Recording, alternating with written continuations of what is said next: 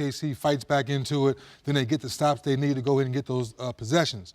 Blake Griffin playing lights-out basketball. I was teasing you, I think, Monday night saying that, wait a minute, must-see BG's back. The guy, when he first came into the league, he was must-see TV. Now, with the way he's making that mid-range shot, he's distributing the basketball, rebounding the basketball, making his free throws. So those little things like that lets me know Doc has his team really locked in. Yeah, we I think in some ways laughed over the summer, all the talk about super teams, Golden State Warriors, comparing, Miami Heat, et cetera.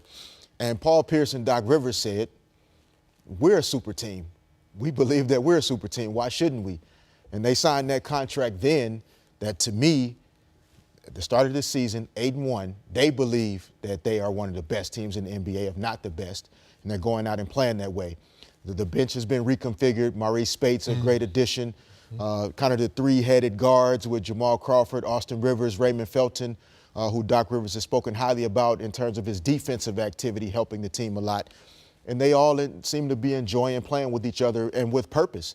And so to start the season, I don't think there's anybody playing better night in and night out than the Clippers right now. And they don't have to worry about taxing guys with minutes because of the depth. Spates, who comes from that other super team, but super play from Blake Griffin. And when this guy is going, this is as good as you're going to find from power forwards in the game. And you're seeing the inside-outside game from him here through the first 2 weeks. Boy, he's mixing it up. We know he can pick and roll to the basket and finish above the rim, but the fact he knows when to slow down a little bit, kick the ball out, make that extra pass, or stop and pop, knock down the free throw, just being under control, not seeing many charges against him like we've seen in the past. So he's just in an early groove, and I think Doc, to your point, with the minutes, is doing a good job making sure he's not playing heavy minutes early in the season because they're playing so well. We talked about this before we came on. You've got a lot of money being tossed around in the NBA.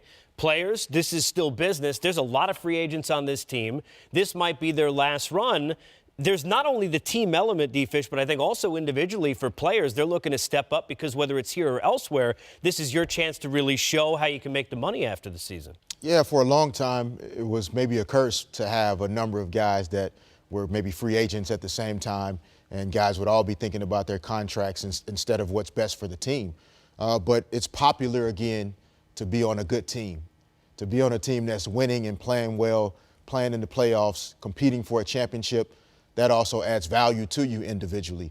So you see a lot of guys on these teams that they want the team to play well. Sure. That's going to help them individually if they are a free agent in 2016, et cetera.